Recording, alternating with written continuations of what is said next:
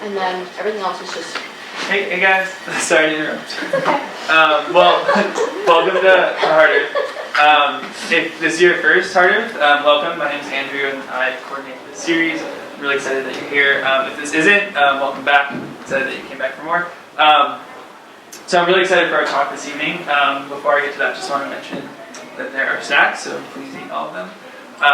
Also, I want to just encourage you that to think about this more of a discussion as a presentation. So as you're sort of listening to what Shruthi has to say, just feel free to jump in with a question and let's have a discussion about this. I think this room is like a good setting for having a discussion. So that'll be great.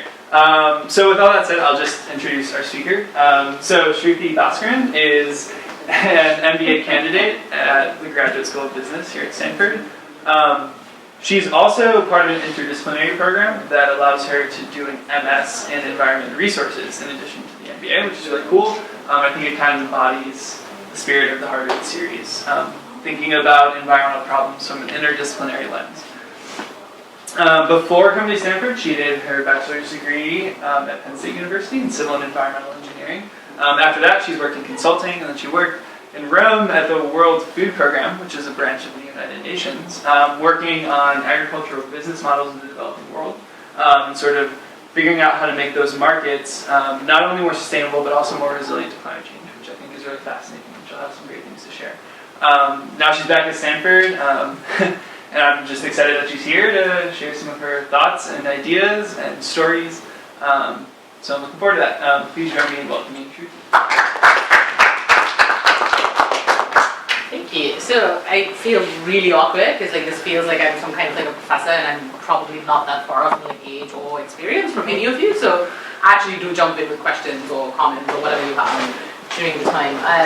This, I was just explaining, is a picture of me from my last mission for the UN. I was in the Congo and decided that I was going to go trek with some gorillas and climb the volcano. And you'll realize that a lot of the work that I've done even in the food security sphere has that element of kind of a little bit of craziness, a little bit of randomness, but usually controlled chaos is how I like to think about it when you're working in emerging markets. A bit about myself. So first of all, this deck was pulled together from a pitch presentation that we had gave to a bunch of investors recently, and I was just cobbling slides over so that it wasn't too formal, too official, whatever. So pardon the excessive number of pictures with my face on it. Originally from Chennai, India. I grew up there until I was 17, moved to the US for undergrad, went to Penn State, Department of Civil and Environmental Engineering, but focused on energy. Can officially operate nuclear power plants, certified to do that. But kind of had a semi-change of heart, if you will, halfway through my time at Penn State. Because my dad grew up in a very, very rural part of India and was born to a farming family. And I was kind of pretty much shielded from all of that because he had the opportunity rather to leave the village and move to a bigger city, studied engineering, ended up working for the World Bank. Very serendipitous. The first time I went back home though, I realized a lot of the people that he grew up with were still farming on 1 acre plots. And some of their children, who would have been my peers, I guess in a different reality, were enrolled in schools for meal programs and not necessarily for their education. So it was kind of a pretty hard-hitting, wow, that could have been me kind of a moment, and instead I was sitting in the US eating cheese pizza for lunch and just hanging out with friends and playing beer pong, and it was just a very stark contrast between where I could have been and where I actually was, and that's kind of what drew me more towards food and agriculture. The other part of that story is that I love food. I am a foodie, I love cooking, I often host dinners with 30, 40 people at home. And I actually genuinely enjoy doing that. People don't understand why, but cooking is therapeutic. I studied to be a sommelier when I was living in Italy. I'm certified officially, 3rd level, love wine. I don't know if you guys are legal drinking age yet, but it's a great world out there. You'll get there soon if you're not. And so I guess that was the contrast. For someone who grew up loving food so much, cooking food so much, the fact that hunger could drive human suffering so much was not okay. And that's kind of what drew me into the food security sphere, if you will. Started out when I was in Penn State through an engineering design contest, actually. we kind of went through a program and we were given the task of designing affordable greenhouses for small-scale farmers with the idea that it had to be built by 2 people with $200 of local materials in less than 2 days. That was the design challenge that was given to us. We ended up going through 65 different iterations of really modular, small-scale greenhouses that were like kind of scrappy, just like pulled together with local materials. We found a local partner in Kenya and eventually won the contest, got $50,000 of seed capital, and they said, go, just launch it, go see where it goes. And so ended up in Kenya. It was formed out of the humanitarian engineering program at Penn State, which has since been used to inform several other design thinking type programs in other universities. I found it in Kenya, I found local partners. We were not interested in making money, it was a group of students, and so it kept rotating between like different years of students. I stayed as the co-founder / technical lead for 3 years, and then I continued to advise the board. But we published all the designs on public domain and said, well, if you want to actually take this and go and do something that's better in a different country, you want to go to Cameroon, you want to go to Mozambique, you should be able to do that, because the eventual goal of it was not to monetize, but rather to provide small-scale farmers with some means to afford climate change resilient technology that they would otherwise not be able to afford or be scale appropriate for the kind of like farms that they owned. Eventually now it's expanded to Rwanda, Tanzania, Mozambique, Cameroon, Sierra Leone, in plants for 4 other countries, and still going pretty strong. We've built more than 1,200 greenhouses across just East Africa. Super proud, probably my thing that I love talking about the most. So feel free to ask me more questions if you want to know more about that.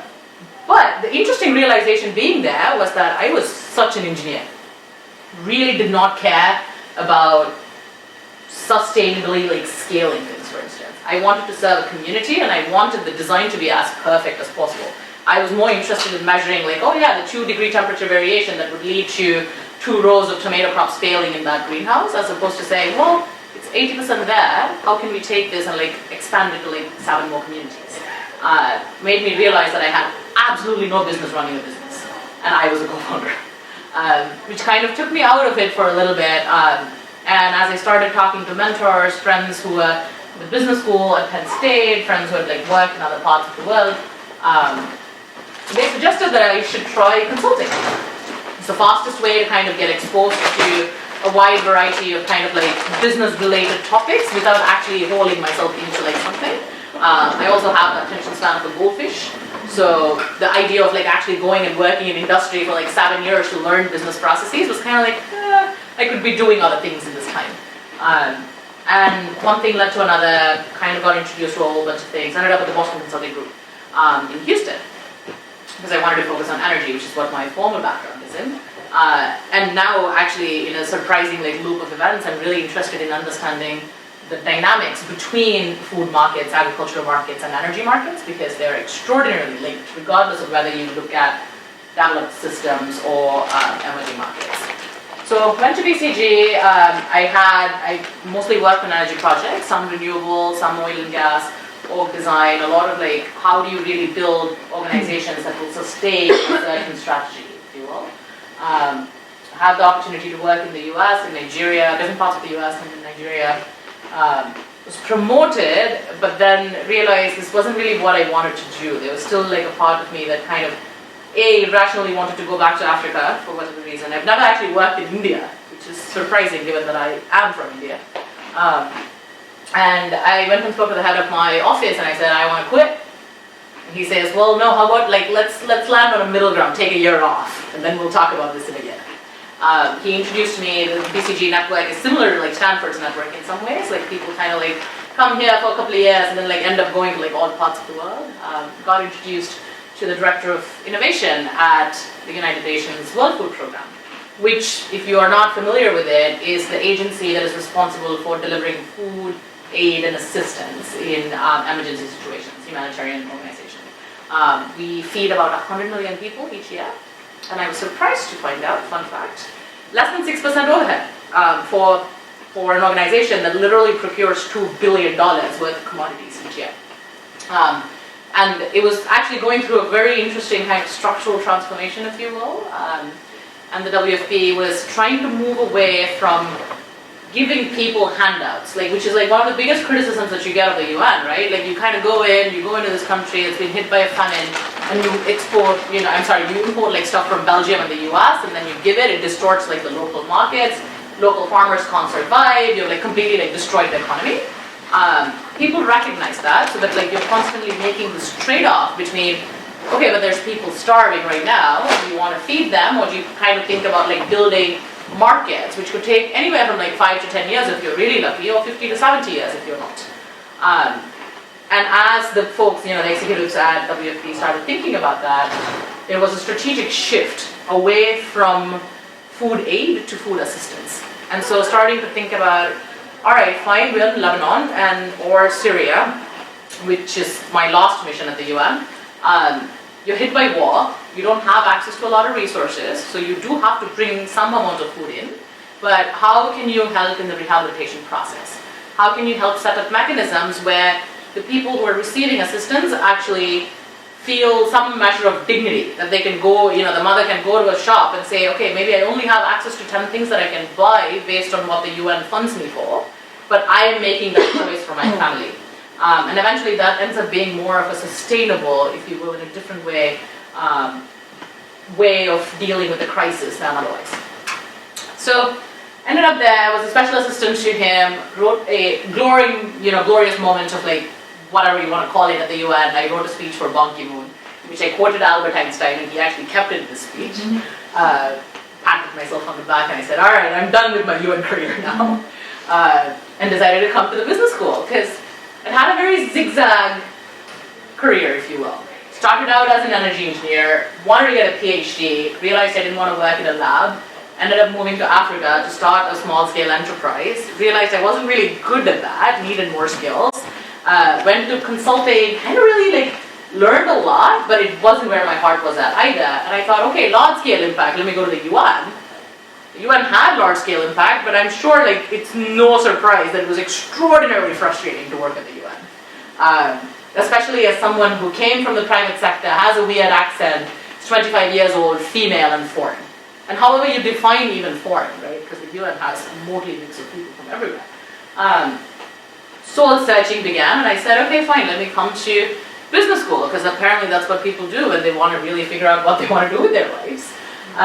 Stanford was kind of the ideal mix of interpersonal skills, your entrepreneurial endeavors, having access to networks, great engineering school. So I said, okay, let me put these pieces together over the next couple of years. So I came to Stanford over my first year, focused a lot on kind of trying to understand the problem that I really wanted to solve, or was interested in helping to solve, was how can emerging market food production systems become more resilient in every sense of the word. A, resilient to climate shocks, but also B, just resilient in the sense that it's not going to be affected by commodity prices in the international markets. Or how can I empower smallholder farmers to actually, they're never going to have more than the plot of land that they have unless you advocate for massive consolidation, but how can you give them technology that is appropriate? How can you train them in the technology? How do you aggregate it so that you connect them to private sector markets? Because no Cargill, no Cisco wants to buy 1 metric ton of grain. They want 5,000 metric tons. And if I am a small farmer sitting in Uganda, I don't have 5,000 metric tons. I don't even know enough people to get 5,000 metric tons. So these are kind of questions I was grappling with when I came to Stanford. And I was convinced that the answer to those questions would be in understanding how developed systems like the US actually did it. They went through a structural transformation curve, if you will, right? Because everybody started out at subsistence at some point. Nobody was born with machinery. It's just through investment and innovation that you kind of go through a curve where you start out at the bottom, and then you have a ramp up, and then eventually it kind of even shifts away from agriculture. You get to a point where you're producing enough surplus from agriculture that it's exported. The labor moves out of agriculture, and you eventually end up in a service economy. And then at that point, you either protect your agricultural systems, or you say, well, I don't know, maybe I'll just kill it. This is this economy, we don't really need agriculture anymore. We're going to use 40% of the corn produced in the US for making ethanol because energy is more important. What are the lessons that can be learned from that? How was the local food movements at a Whole Food in Palo Alto impacting how someone was growing corn in Iowa. What are those implications? Why does it matter if I really care as someone who might have voted in the 2012 election, like voted blue, I care about renewable policy. Why does that affect food markets? So these were like questions that I had a vague understanding of, but didn't really understand how all the pieces fit. And that's what I wanted to explore when I came to Stanford. Phenomenal resources. Like, I am so jealous of all of you that you get so much more time and you have access to so many of these resources. I wish I had. Like, I'd been more deliberate in like actually tapping into the resources that I had when I was an undergrad. I wasn't thinking about any of these things when I was 18, 19, whatever you want to call it. But anyway, over the first year at Stanford at the business school, was introduced to a whole bunch of people who are actually doing really meaningful work in this area. Had the opportunity to develop some of my ideas, like really like brainstorm with them, try to get a better sense of what happens when you pay $3 for cage-free eggs at the supermarket. Like, how does that actually trickle back through the supply chain? And what are some of the lessons that we can take from developed markets so that developing countries can leapfrog all of those pain points? Like, you don't have to go through the same DDT pesticide revolution for you to know that it's bad for you. So if you have a pesticide that is perhaps organic in some sense of the word and can achieve the same yield gains, why not go straight there, right? Like, why do you have to go through the synthetic process? So that's kind of where I was, that's like the topic that I was most interested in. And I thought between my 2 years at the GSB, I was gonna go and work in investing. I had an offer lined up with the VCs, you know, I was like, all this cool Silicon Valley technology where we have hydroponics, we have like, you know, whatever motion sensor based like pesticide application, drone technology. I mean, I'm still an engineer. All the tech stuff was like, oh yeah, I want to do that. Like, this is great. There is actually a right answer. Like, I was so sick of the business school telling me, it depends. How do you want to approach it? How do you really feel about it? And I was like, I don't know. There has to be a right answer, right? And then in February of last year, one of the people that I knew really well at the WFP calls me and says, hey, remember the proposal that you wrote where you got really frustrated that we had all this data? Like, the UN is like a landmine of data. Like, you had commodity procurement data for 15 years, for $2 billion worth of commodities. They were just sitting on it. They were doing nothing with it. As a consultant, I was like shaking every time I saw it. I was like, wait, why are we not using this? Like, we need to do something with it.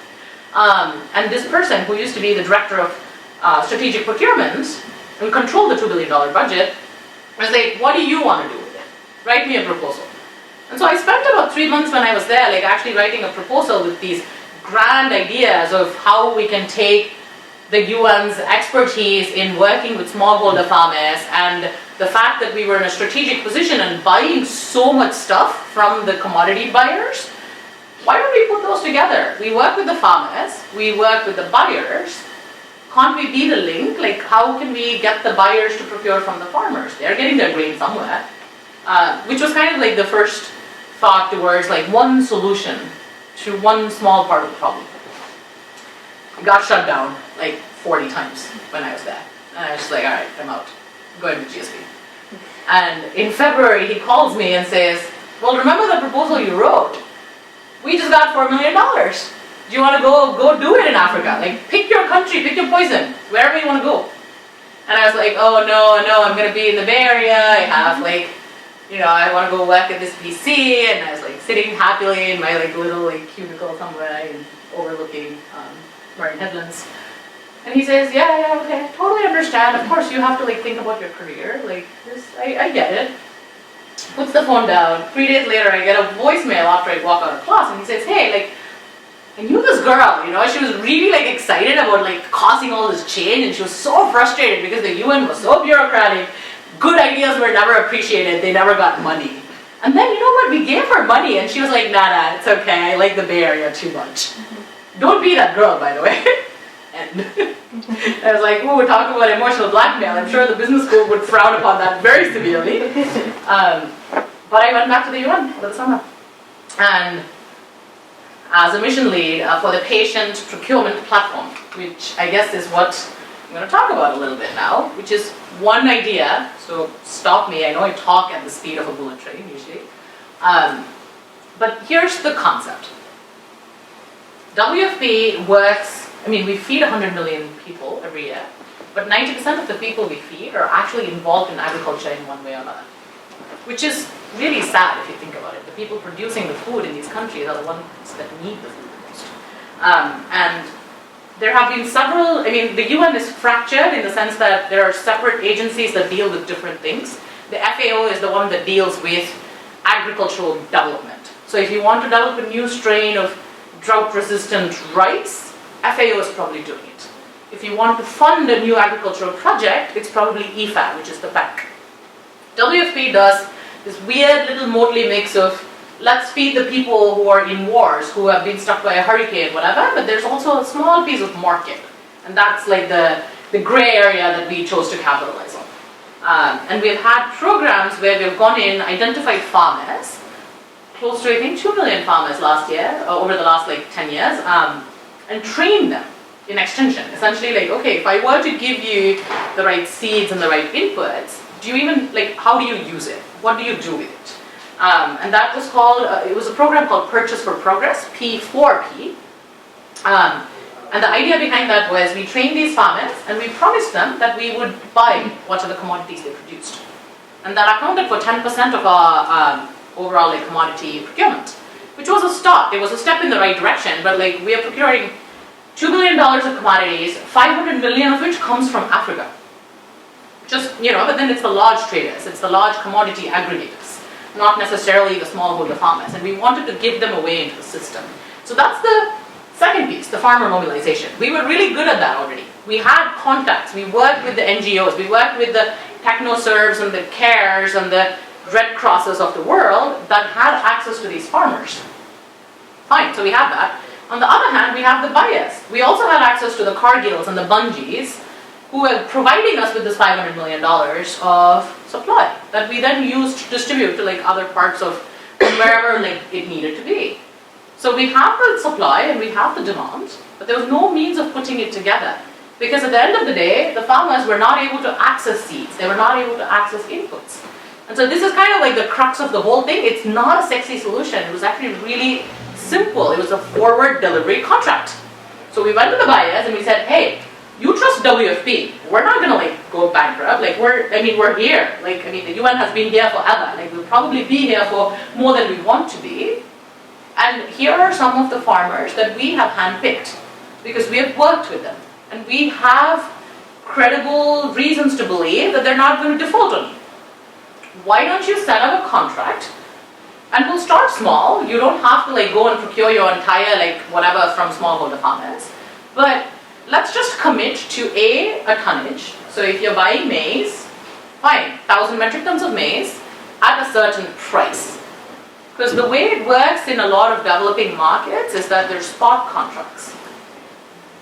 Farmers don't always understand, there's like harvest seasons, there's no storage mechanisms. So they don't always harvest at the time that it's best to harvest and then like just store it, right? Because there's no way of aggregating. If I harvested a whole bunch of grain today, I need to sell it today because otherwise it's going to go stale. And I can't, like, there's only so much of it I can eat. And if I don't sell it, then whatever revenue I'm going to get from it is not going to be there for me to feed my kids or send them to school or whatever it is. So I take it to the local market and they are brokers, usually in most of these countries, and they're going to give you a spot price.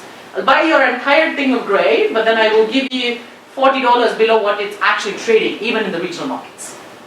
What do? You don't have a choice. And so we wanted to go against that. We wanted to give farmers, and I'm not saying this is a perfect solution at all, and I'll get into like all the complications we faced in like a few minutes.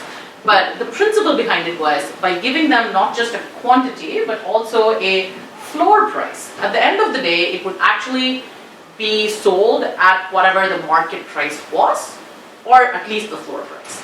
And the floor price was determined based on WFP's data, which we had like years and years and years and like countries worth of data in regional markets, like spot markets, everything you can think of. And usually ended up being lower than what like a normal grain trader would pay for.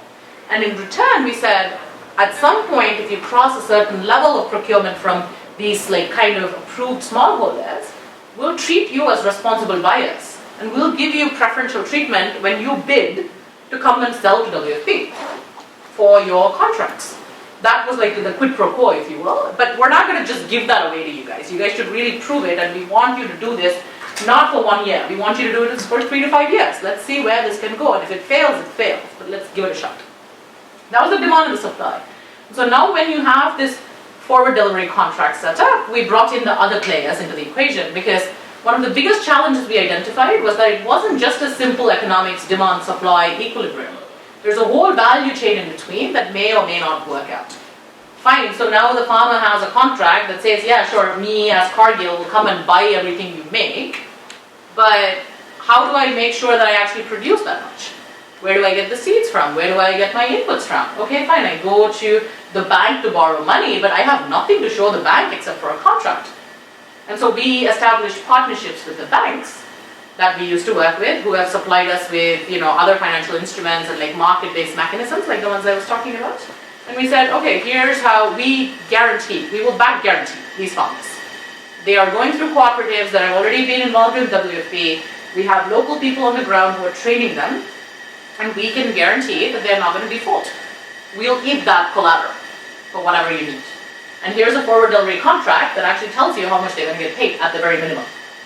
And so they use the contract, so I as a farmer have a contract, I go to the bank, and I give them that, and then we partnered with input providers. So we had Syngenta, Yara, Bayer Crop Science, Seedco, like local partners, that crafted specific input packages that were tailored to the region we were in. So we started this in Tanzania, Zambia, and Rwanda. And so Tanzania, for instance, had maize, and we would create a package of just seeds or seeds and fertilizers, or seeds, fertilizers, and herbicides for maize in Tanzania, in this part of Tanzania. And when the farmer goes there, fine, you give the contract, you know what that package is going to cost. It's been already scoped out by whoever Syngenta, Yara was in that region. And the bank knew exactly how much it was going to cost. The bank did not give the farmers the money. What happened was they had an arrangement with the input providers, and the farmers got the inputs in hand. And once they have the input, you go farm.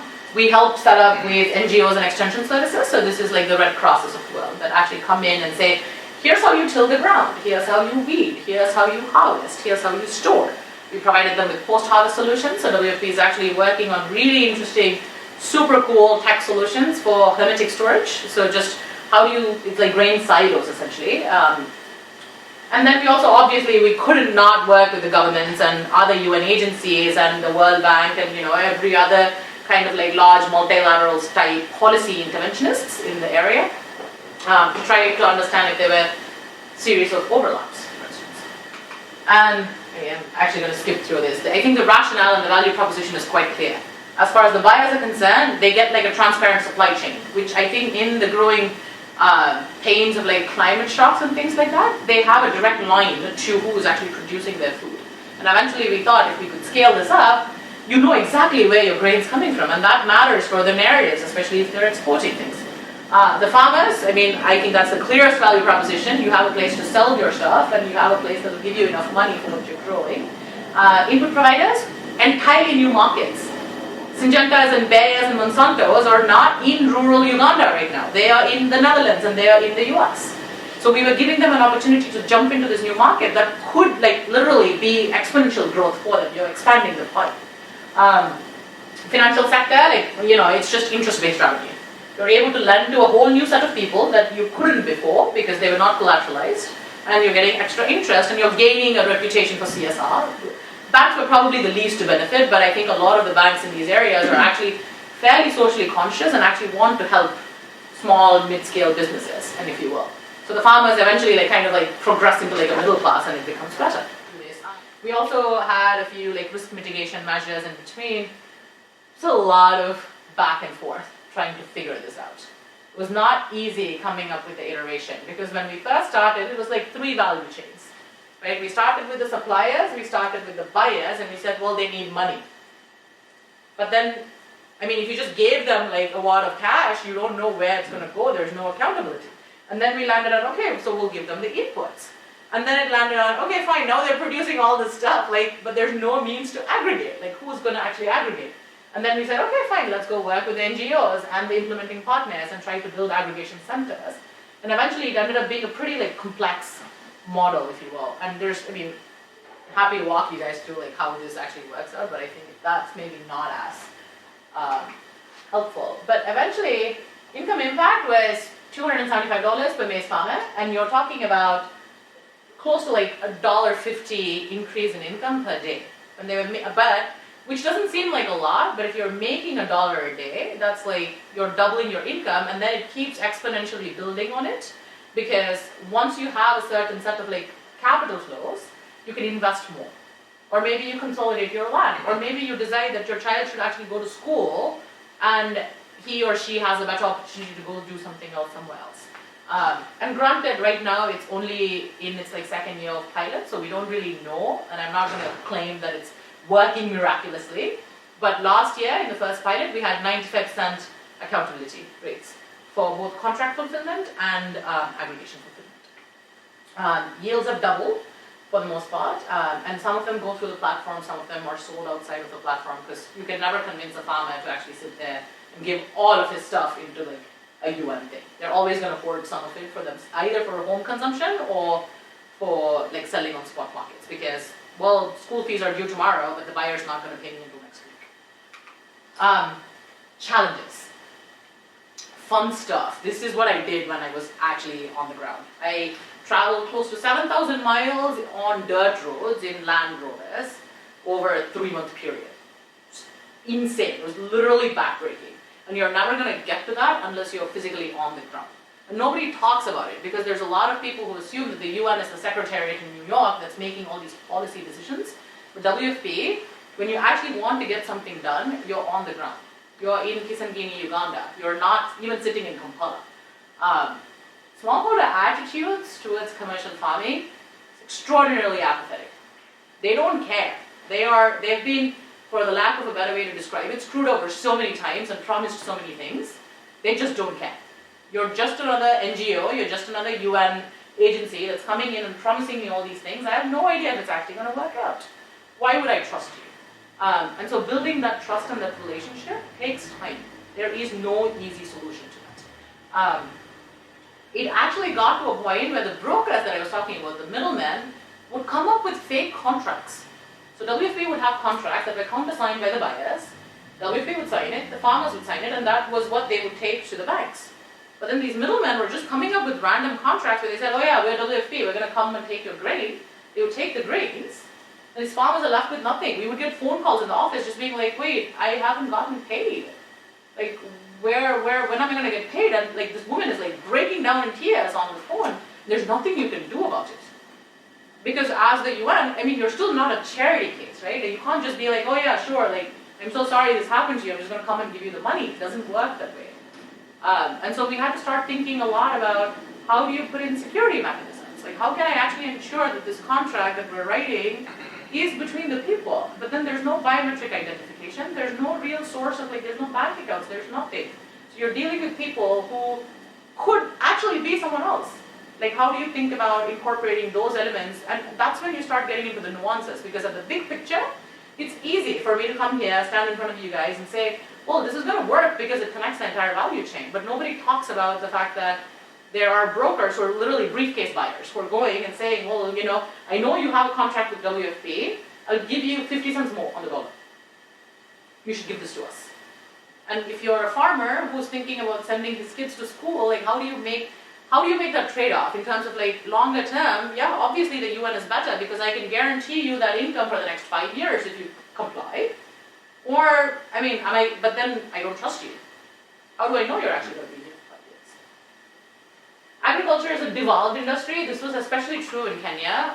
In a lot of places, it's actually really interesting because you would think that the US, for instance, who goes into farming these days? Right? Like the best and the brightest of minds are going there and like doing other things. But we subsidize agriculture so heavily. Everything is subsidized. You make corn, we'll give you ethanol blend subsidies. You want import tariffs, we'll give you that. It doesn't matter. Soybean, great, it's beef production. More subsidies, beef checkoff programs. And I'm not saying it's right or wrong, but it's a protected industry, which kind of goes counterintuitive to how you might think about it. On the other hand, in countries like Kenya or Uganda, they say they want to invest, but a lot of the times they might not. It's all, if you actually look at like the budget line items, it's like 5%. They're like, but it contributes like 90% of your people are farming. Then how do you deal with those discrepancies? Especially since you have to involve the government. You can't just go in there and implement something without having them involved on board. And so the policy interventions were really seedy, for the lack of a better word to use. Actual input distribution centers were controlled by the governments. It was like a maize mafia is what they called it. It's super political. If you're really thinking about food security, you have to go after the starchy staples. It doesn't matter, like I can go after the red beans and like whatever, the sorghum and the millet, but like you're consuming 1% of that in your diet. 95% of your diet comes from maize in East Africa. That's just the sad truth of it. And if I want to have food security as one of my objectives as a UN agency trying to go in and do this, how do you battle that? Like the NCPB, which is kind of like the National Cereal Board in Kenya, sets the prices.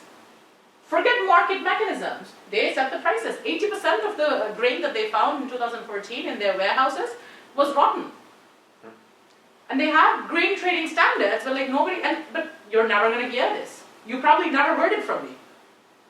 If I was in Kenya right now, like just saying this could put me in a whole world of trouble. I don't know if I'd be able to walk back home. I had security escorts the entire time I was there.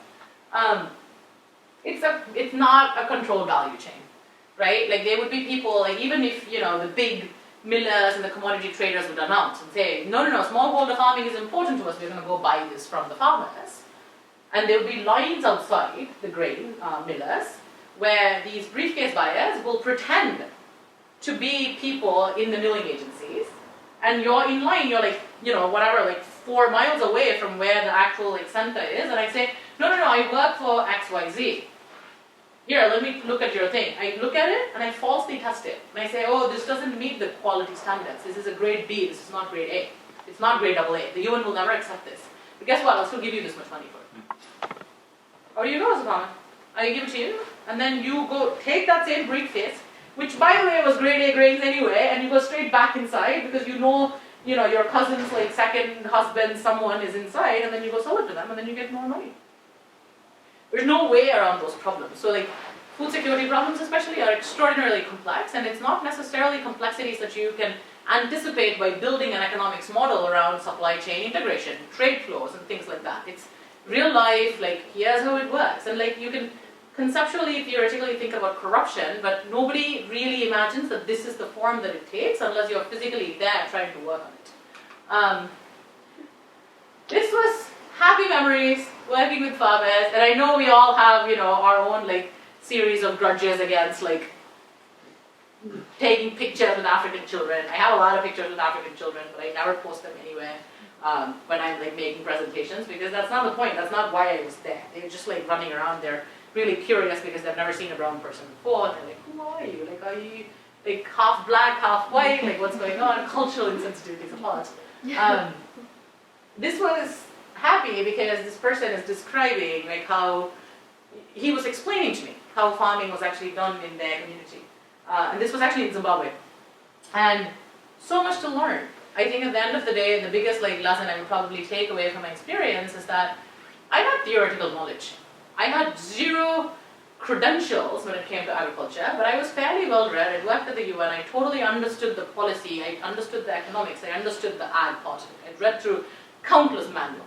I could tell you exactly what was E10 sorghum versus something else millet, but I had no idea how life was over there, right? And I needed them to like actually tell me, yeah, sure, but like, what about like this person who's actually in charge of aggregating? If he doesn't make this work, my kids are not going to go to school. And at a community level, you can try to like mitigate that and actually build a model around that one person. But then if you want to scale it to Kenya, how do you take care of all those different people in a way that you still ensure success of your program without compromising on whatever values you stand for? And those are hard questions and nobody has answers to it. So I'm not here to like tell you that, yeah, we fixed it. This is fraught with complications. We've had all kinds of like stuff like blow up on our faces. But it's a step in the right direction. We have helped, at the end of the last cycle, $4.5 million worth of contracts have been fulfilled at 95%. So it's a start. It's not a lot of farmers. It's only 25,000 farmers. And we aren't even working with the poorest of the poor. So we don't work with, so there's a categorization of farmers too. There are like pure subsistence farmers who, I mean, I think that's going to take like a secondary level of market intervention to get to. And then there's a middle bucket that can produce surplus, but are not because of constraints. That's the one that we went on. And we were very clear about that. Because I think it sounds sexier to go in and say, yeah, no, we're going to go after the poorest of the poor because poverty alleviation is what matters to the UN. But you have to be realistic as well, and that's where a lot of these like trade-offs and complexities come in, and which is one of the reasons why I thought it would be interesting to talk about that for today. And I've spoken way more than I wanted to. We get very like fired up on this. Imagine I'll probably go back to the UN at some point, but I will stop here for questions.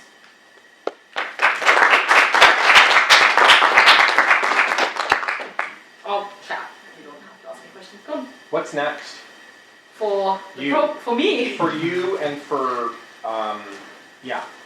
I feel like I could listen for 5 more hours. So yeah. Just actually a quick disclaimer before, like I would appreciate it if you guys treated whatever I've shared in confidentiality. It's not public knowledge, which I should have probably said before. But, for me, I am doing the joint degree program, which is actually quite interesting because I never wanted to do it. But in between some of these conversations, I've had people who are program officers of the UN come up to me and be like, why should we listen to you again? What's your background? Like what? You have a business degree and you studied energy? Like why? And so I'm trying to like kind of like figure out what that means to me. Short term, I'm going back to BCG for the next 2 years because business school is really expensive. But I think mid-range scenario, I would probably try to work in the food security. I want to move back to Africa. I'm going back to Africa for the summer. I'll be working in Johannesburg at a PE firm that focuses on, private equity firm that focuses on investing in mid to large scale companies that are doing work in energy and ag. I'm trying to get a better sense of like that system. 5-year horizon, probably move back to Africa and try to do meaningful work in that sector, private sector for sure, ag or energy focus. 10 to 15-year horizon, definitely going back to the UN. To the UN? Most definitely, yeah. Because I think it's very easy to like point fingers and just be like, oh, it's so broken, like we should do better. But if nobody is going back into it, we can't do better. And there is proof, I think, that you can at least try. Maybe I'm just naive to think that I can try. As far as the program is concerned, we started out with Rwanda, Tanzania, and Zambia, all 3 of which were like terrible choices to begin with. But then we just had like a global consortium of partners that came together at Davos, and it was just like the cool places to take, and we had some connection, and they were like, let's go to these places. So part of my mission over the summer was to actually identify economic opportunities for the next wave of countries. So we're going to Ivory Coast, Kenya, and Uganda, and that program has been set into place. The first planting season started in October, waiting to see the results. Imagine we'll probably continue scaling it primarily in Africa for now, but I think the next wave will probably focus on the Middle East. Latin America will maybe come next after it. Yeah, I think it's pretty common or easy to see food companies like promoting or showing that they have CSR. How do banks kind of like use that as their marketing strategy, or like promote or show that they have CSR?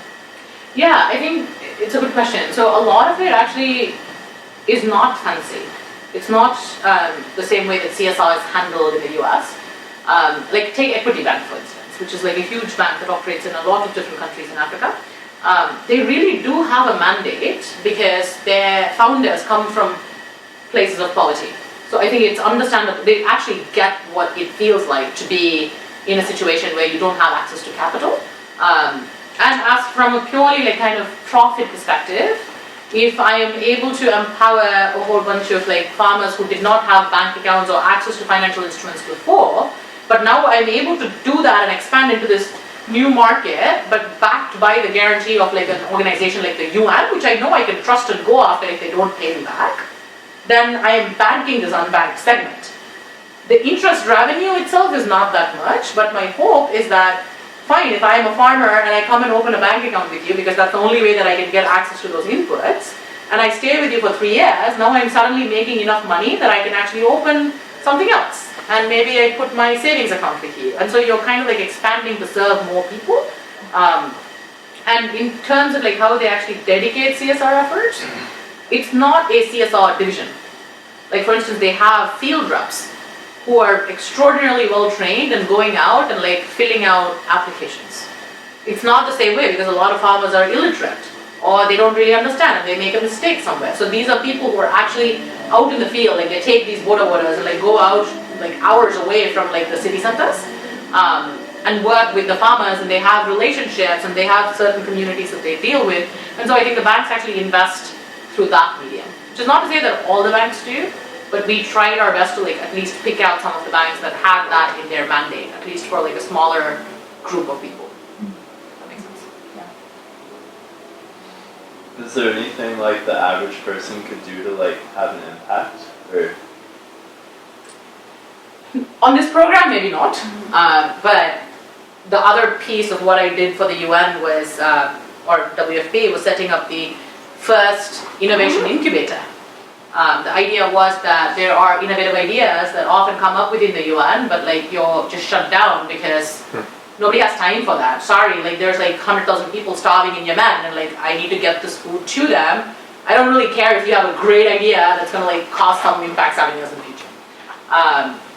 And so this accelerator was it was set up with the help of the German government, and a bunch of like, there's an app called Share the Meal, where you are welcome to make like a donation and you're actually matched with people, like children especially, in certain countries. Maybe not the countries that you immediately jump to. We started with Djibouti, for instance, with the idea that some of those, it's gamification, right? And the average person, if you will, can feel connected to the cause, but at the same time actually contribute enough that we'll be able to make a smaller difference, and you will know what the difference actually is. But yeah, it's won several awards in the recent times. I know the person who was working on it, and we all used to poke fun at him earlier. Like, yeah, of course, it's such a Silicon Valley tech solution, like it's not going to work, and it has. Which just goes to show that unexpected ways of finding creative solutions. So yeah. Go and intern for them. Go learn the ropes if you're actually interested. I think there's ways. I think you have so many opportunities here, and the freedom to fail, really do. And which is like, I cannot emphasize that enough. At the end of the day, like we might convince ourselves that, oh my God, like if I don't do this, like all of these things are gonna fall apart. But at the end of like you have a Stanford education. You have no idea how far that takes you. Or any like US like undergraduate, like solid, strongly grounded education. You have the opportunity to like always like course correct if something doesn't go wrong, and like it really is stressful and it's not something where you're able to set it aside and like actually focus on something you're interested in. That's fine. You can go back and do something else. Which I mean I've definitely done, right? Like I got here and I was like, I want to save the world, and then I was like, wait, $200,000 of debt going back to BCG, and that's okay. You don't have to be a martyr. You don't have to take a vow of poverty. Like I love drinking wine. I wear nice clothes, but I mean I'm not wearing super nice clothes when I'm there. Obviously, I'm not going to dress up and like go into the field. But I think we all have likes and dislikes and lifestyle choices that we make, and there's a certain threshold below which none of us will function, and it's different for each person. But I think if I can offer a piece of advice, which I really don't think I'm in any position to usually, go test out what the threshold is for you. You might be surprised to find that it might be lower than you think it is. Get off my podium. Literally and figuratively. But yeah, I'm happy to chat about other things too if you guys want. This was just one thing. Yeah. I just one other question, and I apologize, I came in a couple minutes late, but Sorry. It seems to me that in some sense matching supply and demand, as you've articulated having done with this program, is so intuitive. So what is it more specifically about this global food system that has failed for decades, despite great minds working on it, to do more? I think it's just that like 1 + 1 doesn't always equal 2 in terms of smallholder farming. Supply and demand matching is a lot more intuitive because most of the supply comes from, like if you take Zimbabwe for instance, right, or Zambia, it's commercial farms that produce most of the supply. At the end of the day, like smallholder farmers might account for 90% of the farming population, but they produce 10% of the produce. And you really have to like sit down and ask yourself the hard question: should we go after them like how the New Deal did in the U.S., which resulted in like massive farm consolidations and eventually actually led to the Farm Bill and the kind of subsidy programs that are built into modern day U.S. like agricultural politics? Do you want that, or do you, I don't know, try to empower smallholder farmers? At what point is that efficiency cutoff really worth it? Because there are natural ways in which like the next generation of the farming family is not going to be involved in farming. They want their children to go to school. They want their children to move to the urban centers. But all I have right now is this 1 acre of land. I can't afford labor, which means you're going to sit and help me. And so supply-demand matching, I think, in aggregate makes a lot of sense. But when you break it down into where the supply actually comes from, it's not that intuitive. And also because access is a huge thing. The big traders will have access to the commodity markets because it's not a perfect world. It is a free economy in that imports and exports and surpluses and deficits exist everywhere. But if I am a small farmer sitting in, I don't know, Zimbabwe, I can barely produce enough to feed my family, but even if I produce a surplus, I can't think beyond my town center. But there's already a broker there in between. And so how do you kind of like eliminate all of those bottlenecks so that they actually can aggregate to an extent that someone who's a global commodity trader would actually want to buy and engage with you? I think that's kind of like the big, even philosophical questions that we struggle with. We haven't found an answer to, but I mean, Strikes me as similar in the energy space to why it's so difficult to deal with energy efficiency, because it's so not just bifurcated, but tiny little projects all over the place, right? Yeah, no, absolutely. And like the kind of like energy consumption, like if you're thinking about it, like, or even like food in the US, 40% of all the corn that's produced in the US goes to ethanol. Nobody thinks that. You're thinking high fructose corn syrup, you're thinking feeding whatever cattle, it's ethanol. And that's despite the fact that we're already at the ethanol standards. Like all of like MBTA has been replaced by ethanol in fuel standards. So what next? Why are we still subsidizing these things? But nobody wants to ask those questions because there's lobbying groups, there's just political inertia in general. And that's in a very developed and mostly efficient market.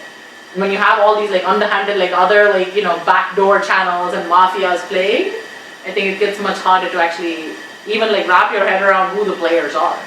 Took us a long time. It's like, 40 years of like collective experience that led to like one pilot project with 25,000 people. So nowhere close to like where we want to be.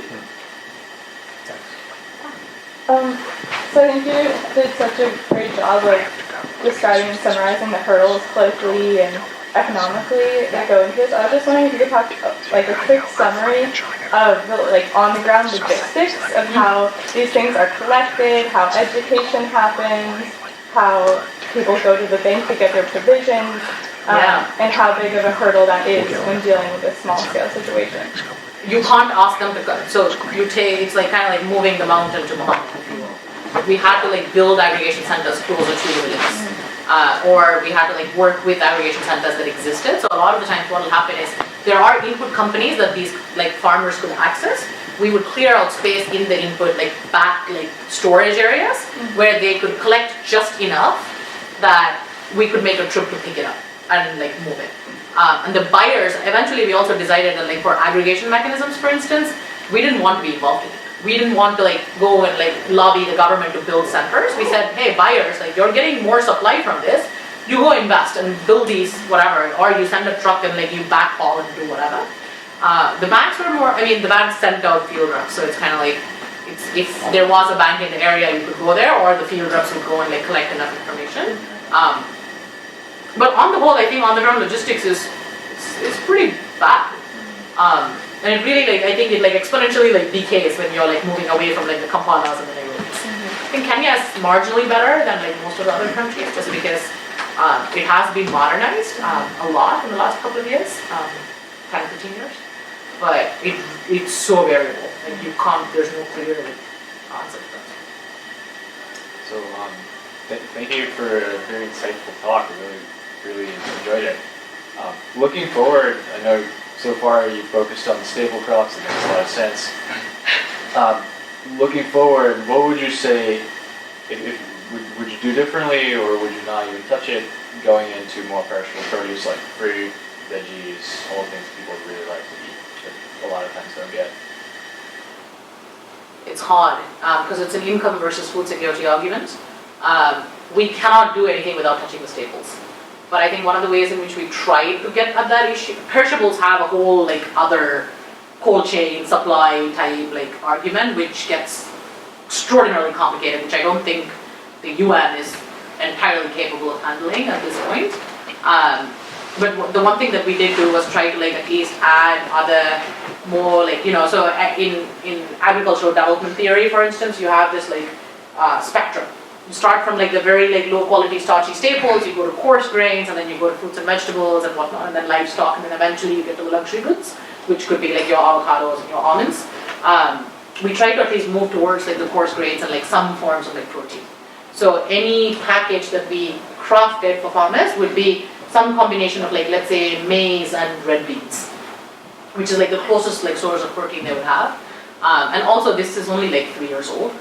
The eventual idea is that if we can get the model worked out enough, that we would move more towards maybe not necessarily fruits and vegetables, but at least like other crops that are more cash crops, for instance. Like, okay, how can we get you to farm coffee and tea, perhaps, and if you are in a region where that is possible, and get you enough income security that you can choose what you want to invest that in. If you want to go ahead and like build a small greenhouse on the side and like grow tomatoes, grow tomatoes, that's fine. Are there a lot of like quick wins that you could help farmers with, like process improvements, like layout design, and like irrigation, without like dramatically changing the global stuff? Yes. Extraordinarily so. You would be surprised. There's like a trade-off between like the traditional, like conventional, known generational farming versus scientifically proven methodologies, and that's where the extension services comes in a lot. Because the NGOs are actually like partnered with these farmers, and they like work really closely with them. Even like storage mechanisms, like telling them, hey, like you have this like plastic bag that's like airtight, like you should definitely store your grain in that versus the earthen pot that you've been using for the last like 45 years, like the same earthen pot probably. It's like, why would I do that? Drastically improves like the shelf life of the grains by like 45 days. And yeah, that is like an improvement. And then we kind of like, a huge technical part of this whole project was understanding all of those things. How do you weed? How do you till? How do you actually like, what should your spacing be for planting grow commodities? Or how do you think about fertilizer application and things like that? Because you can only afford like a resource constrained quantity. So given that, like how do you make the best use of that? So there's a whole side of it which was just like operational knowledge. And that goes more into kind of like the research areas. I was working more on the business, like how do you actually like implement this on the ground, but yes, absolutely 100%. Are they just working off of like what worked in the past beforehand, or just like the farmers, or like what we the are? farmers, like before you come in? It's just generational. It's like if my dad farmed and he told me to do this, I just do this because I used to farm as a 12-year-old. That kind of thing. You talked about data. And that's where it's Stanford, I forgot. And I know like in healthcare there's a move to, use like big data to help us like how to deal with diseases. Yeah. I'm wondering like was a change in how the UN is handling the data has sparked what this project is about, or is it just the same problem of just data lying around? We have a lot of data, but it's not necessarily something that would directly be applicable to something like this. For instance, when I was not in this role but the previous role of the UN, I built a country complexity indicator that helped with staffing decisions. So we have fragile states index. We know exactly how much commodities we're procuring. We know what the split is between smallholder, largeholder, whatever, across 88 different procurement countries for $2 billion of commodities. but none of that was going into hiring decisions. We would hire, we have like different like levels, for instance, right? Like professional staff, like procurement staff could be anywhere between a P2, which is like the introductory position, to a P5, and then a director. So if I am staffing for Ethiopia on a project, so everything is done on project basis, right? So we have ongoing country operations, and then you would have specific projects. If I have a drought in Ethiopia and I'm staffing for it, I'm just kind of like doing a quick like random thing and saying, yeah, this feels like 3 P3s and like 2 P2s and maybe a P4. And instead, using big data was helpful in saying, well, Ethiopia is actually like a mid-level complexity. So you don't actually need 3 P3s, you just need 2 P2s and maybe a P4. Let's like eliminate this level. And that actually adds to operational efficiency, because if you don't have 3 extra staff, you have that much more money to go and spend on something else. Maybe I'm tracking biometrics instead. Or maybe I have the ability to give $20,000 to someone who said, I want to try a small pilot of something else. And so you start like making like small changes, but on the whole, if you're thinking about an organization like WFP, you would be surprised at like how much data there is that is just not captured. At the end of the day, if I'm distributing rations in Syria, I don't have internet. There's no way, I'm sorry, where am I supposed to upload this thing? You have physical pen and paper. And there are 2 procurement officers that sit in the office in Aleppo that will physically take these stacks of paper and they're typing things in. And you think that's bad, but where am I going to get 3G access if I'm in the middle of wherever? You don't. What if I get bombed? This is a really sad story, but I was building a presentation for the executive office for the Joint Committee on Innovation, and we were trying to get some data from Gaza, and this person was supposed to send it to me. It was totally fine, whatever. 4.5 weeks later, I still haven't gotten the data. I call him and he says, yeah, I'm really sorry, the person who was supposed to get it, there was a bombing, we lost all the data. I'll try to put it together and I'll send it back to you. That was the moment of clarity. We're so stuck in our own ways of hey, analytics, it's really cool, big data, we can do all of these things. And I'm not making fun of it, which is, totally where I was, because I was how am I supposed to build this presentation that we're going to give to the CEO or whatever, CFO, blah, blah, blah. And he was no, I'm so sorry that we got bombed. That's their operational reality. Because if something gets bombed, all of that data is wiped in a second. It's not security concern, it's literally going up in flames. Which might be I think an exaggeration. It's not always like that. We're not always working in war-torn regions, not conflict zones, but it is true, right? So eventually we'll get there. Healthcare, I think, was a very different problem. There's lots of data just lying around and nobody's doing anything with it. In this case, I think if you're looking at developed markets, maybe, but in emerging markets, we don't even have climate data. Huge problem. We were trying to insure the farmers, and Swiss Re, which is the biggest insurance agency, came up and said, oh yeah, we're happy to underwrite all of your insurance products if you can provide us with 30 years of climate data. And I was in where? In Kinshasa? Who has 30 years of climate data from Kinshasa? Nobody. And they're oh, well, too bad. And that's, you kind of hit the hard realities of what it means to do business in these places when you get to that level. But, yeah, we make proxies and we say, well, how about we start collecting it now and you do a partial product in just this area and maybe not that area, and then you start building proxies, and you eventually get to a point where there is enough data to back up decisions you want to make. Yeah, one more question. You talked about how the sort of supply chain is highly sort of politicized in countries like Kenya. In Ethiopia, they just created a commodity exchange. Yeah. Is there a sort of trend towards sort of more transparency in these sort of markets? They are trying for sure. Ethiopia is a very unique case because they don't want external involvement for. For instance, WFP has actually really peeled back its involvement in training programs and stuff like that. Ethiopia would have been the poster child for a project like this. But they don't want us there because they're it's not sustainable. Why should WFP be that linkage? We want to be that linkage ourselves as a government. And so they're really pushing for it. Kenya has a commodities exchange. Zimbabwe has a commodities exchange, but nobody trades on it. Right? So I think there's Uganda is coming up with a commodity exchange as well.